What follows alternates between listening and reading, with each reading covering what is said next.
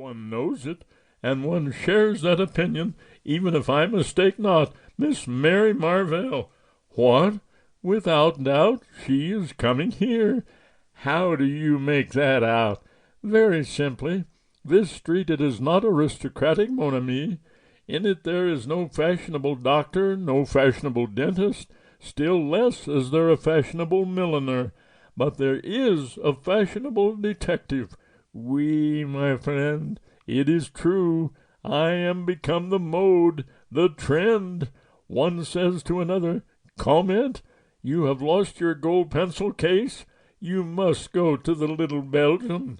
He is too marvelous. Everyone goes. They run. And they arrive in flocks, mon ami, with problems of the most foolish. A bell rang below. What did I tell you? That is Miss Marvell. As usual, Poirot was right. After a short interval, the American film star was ushered in, and we rose to our feet. Mary Marvell was undoubtedly one of the most popular actresses on the screen. She had only lately arrived in England in company with her husband, Gregory B. Rolfe, also a film actor. Their marriage had taken place about a year ago in the States, and this was their first visit to England. They had been given a great reception. Everyone was prepared to go mad over Mary Marvell, her wonderful clothes, her furs, her jewels, above all, one jewel, the great diamond which had been nicknamed, to match its owner, the Western Star. Much true and untrue had been written about this famous stone, which was reported to be insured for the enormous sum of £50,000. All these details passed rapidly through my mind as I joined with Poirot in greeting our fair client. Miss Marvell was small and slender, very fair and girlish-looking, with the wide, innocent blue eyes of a child. Poirot drew forward a chair for her, and she commenced talking at once. "You will probably think me very foolish, Monsieur Poirot, but Lord Cronshaw was telling me last night how wonderfully you cleared up the mystery of his nephew's death, and I felt that I just must have your advice. I dare say it's only a silly hoax, Gregory says so, but it's just worrying me to death." She paused for breath. Poirot beamed encouragement. "Proceed, madame. You comprehend I am still in the dark. It's these letters." Miss Marvell unclasped her handbag and drew out 3 envelopes which she handed to Poirot. The latter scrutinized them closely.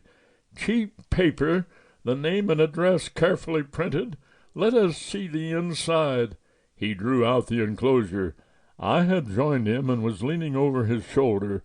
The writing consisted of a single sentence, carefully printed like the envelope. It ran as follows: "The great diamond, which is the left eye of the god, must return whence it came." The second letter was couched in precisely the same terms, but the third was more explicit. "You have been warned. You have not obeyed. Now the diamond will be taken from you.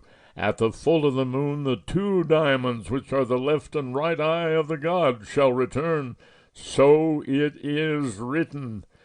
"The first letter I treated as a joke," explained Miss Marvell. "When I got the second, I began to wonder. The third one came yesterday, and it seemed to me that, after all, the matter might be more serious than I had imagined." "I see they did not come by post, these letters." "No, they were left by hand, by a Chinaman. That is what frightens me." "Why?" "Because it was from a chink in San Francisco that Gregory bought the stone 3 years ago." "I see, madame, that you believe the diamond referred to be—" "The Western Star," finished Miss Marvell. "That's so. At the time, Gregory remembers that there was some story attached to the stone, but the chink wasn't handing out any information. Gregory says he seemed just scared to death and in a mortal hurry to get rid of the thing. He only asked about 1/10 of its value. It was Greg's wedding present to me." Poirot nodded thoughtfully. "The story seems of an almost unbelievable romanticism, and yet who